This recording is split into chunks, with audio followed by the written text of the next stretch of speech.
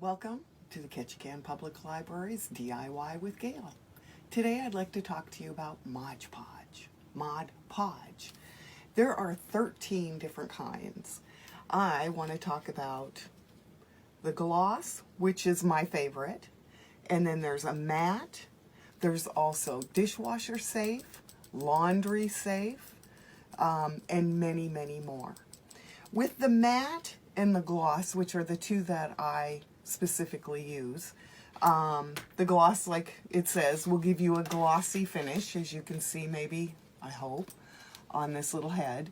Now this head needs a couple of more coats, but you can see that it has just a little bit of shine to it. Okay. Now the Mod Podge is a glue and sealer. So you can put it on your item, whether it be paper or material, and just paint some on it and add your paper. I recommend putting the paper down, letting it dry before adding a top coat. That way you won't get any bubbles or anything. So let it dry first. This happens to be a ceramic tile. This only has 2 layers of the Mod Podge on it, also in gloss. It needs a couple of more to make it nice and smooth and sealed the way I want it sealed. The things I'm showing you today are items I'm making for my craft room. I've been working on getting a craft room kind of organized and made for myself. So the things I'm going to show you are things I'm making for it. Wall sockets. I don't know if you've noticed, but behind me I don't have wall sockets on the wall as of yet. Now these you can paint or use material. And it's very, very simple to do. Let me see if I can get my container open. It's been closed a couple of days. I'm trying to show you Mod Podge items because of the simple fact that I started a project last week and this stuff dries pretty quickly, so it's best to use it all up. Okay, so the first thing you do is coat the item that you want to cover. And coat it liberally, you know, nice and all the way around, down to the bottom. And I'm doing it on a plastic mat, which when this stuff dries will actually peel off of this mat. So once you get it all coated, take your piece of fabric.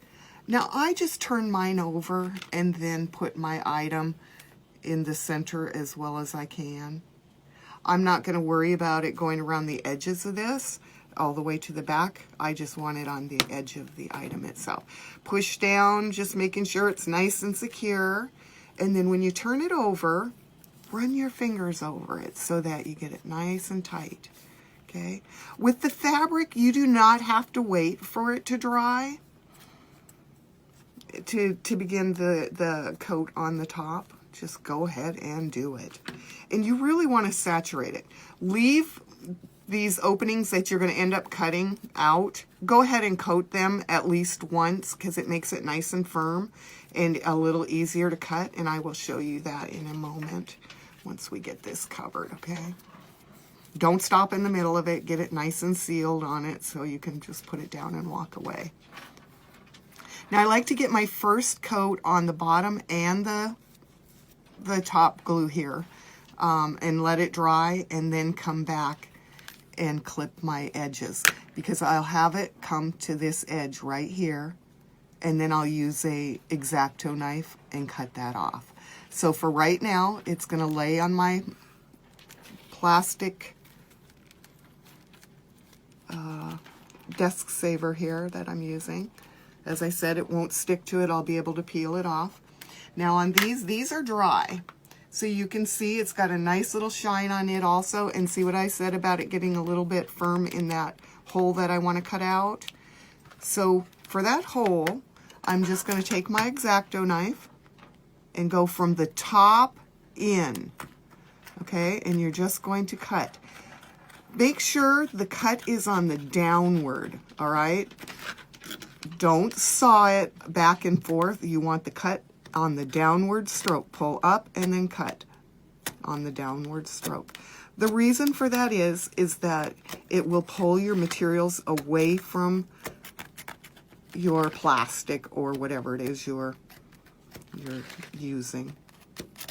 It could. It doesn't always. It just could. And you don't want to have to go back over it. You see, it's coming out of there slowly but surely. And just take your time, because you don't want to have to go back over it and try and get little tiny pieces out. Okay, and then once you have it out, you can see I don't have it all. It's not nice and clear, so take your knife and just same thing. Do that cut on the downward stroke and just keep doing it until you get all of that out of there. And then once you've got that nice and cleared out, go ahead and take your Mod Podge again and go along that edge just to make sure it's nice and sealed. And you can put a whole nother coat on here after you do both of them and get it nice and sealed. For the screw hole, all I did was take my X-Acto knife and poke a hole in it. I didn't even really worry about cutting it all out. And here's the one that I completed. So the next time you come into my sewing room, let's see, it's going to go this way. They'll be on my wall. Okay, so that, like I said, you can do that with paper or fabric on your outlets. And then let's move on to the one that I'm really excited about. So this is the reason I popped the Mod Podge open this week, was I'm doing buttons. I made up a bunch of circles for pretend buttons to make a cap for over my window. Okay, and all of that is buttons on top of it. So I attached my faux buttons to a piece of wood, which I have over here.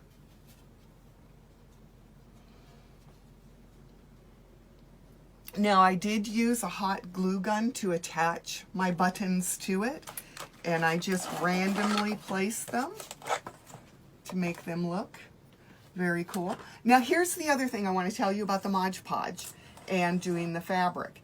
I don't know if you can see the differences in colors here. Like, this is a very bright pink fabric, but because I had painted my buttons and then didn't like them and decided to do the Mod Podging afterwards, so this is the actual color. So if you have things that are painted, and I left this open so I'd remember to tell you that, so I had hot pink and then I put the fabric over it, and you can see the spots that should probably be white, like these thread things, turned just a touch of a pink underneath. And that happened with almost all of my fabrics. I've got another one over here that I have green underneath, and look, my little spools of thread where it was white has now got a shade of green. So I personally really like that. It was a benefit to something that I was trying, so I was actually quite tickled with it. So as I was saying on this, now remember, I'm doing this for my craft rooms, so buttons is it for me, but you could do this with any type of silhouette. If you were doing a children's, a baby room, bunnies, you know, using fabric over those, anything, and just have fun with it. The whole idea is to have fun. And like I said, today I really wanted to talk about Mod Podge. And I did mention in another video that you can make your own Mod Podge. And I'm going to hold that up here. And all that is 2 parts of water.